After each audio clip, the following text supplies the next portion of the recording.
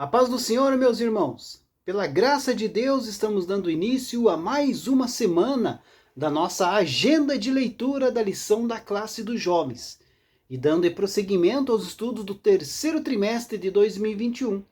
Nesse trimestre, estamos estudando o tema Vigilância, Justiça e o Culto a Deus, um chamado para a igreja nos escritos dos profetas menores. E nesta semana vamos estudar aí a lição de número 4, que tem como título Amós, Adoração com Justiça. A síntese da lição, meus amados, destaca que a profecia de Amós nos ensina que justiça e retidão são elementos fundamentais para a adoração.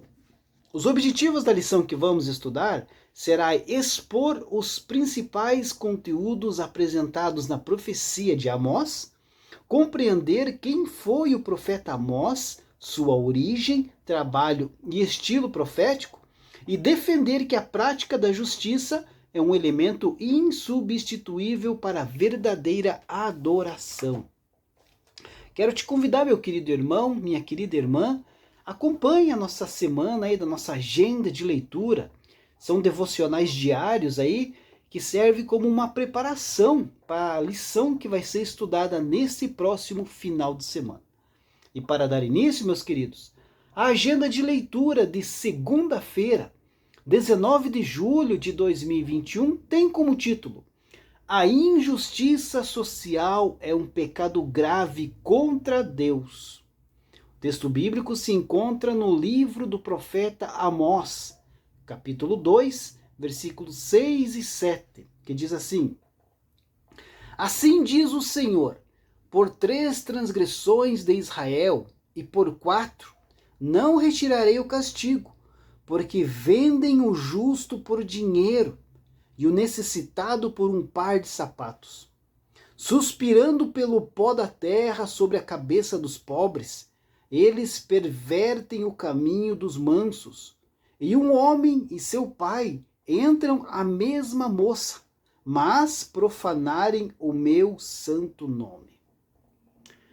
Queridos, nos 146 versículos e dos seus 9 capítulos, o livro do profeta Amós faz aí uma ampla abordagem sobre o panorama de Israel, a qual aí se encaixa perfeitamente no nosso cenário atual.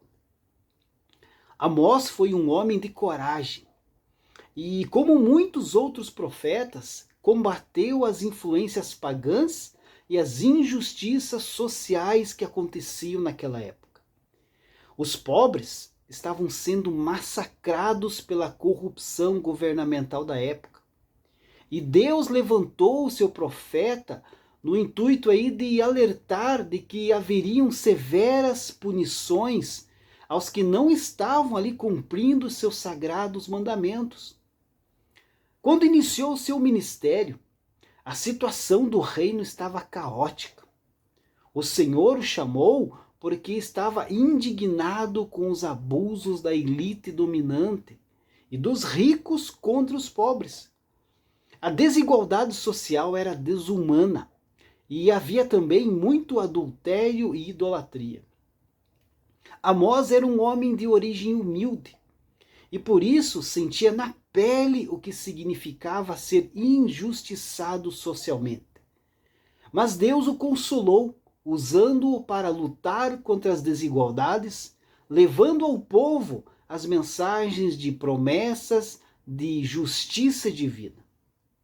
E como bem sabemos, essa mensagem, queridos, também é válida para nós, porque nenhuma injustiça ficará impune sobre a terra. A grande maioria do povo, lá na época do profeta Amós, vivia em extrema pobreza. E a pequena minoria que tinha aí um alto poder aquisitivo massacrava o pobre, violando aí os seus direitos e aumentando as suas riquezas. E conforme o profeta Amós relata, os escravos eram vendidos por preço insignificante. Isso prova que não havia amor e nem compaixão por parte dos seus senhores. E a situação não parava por aí.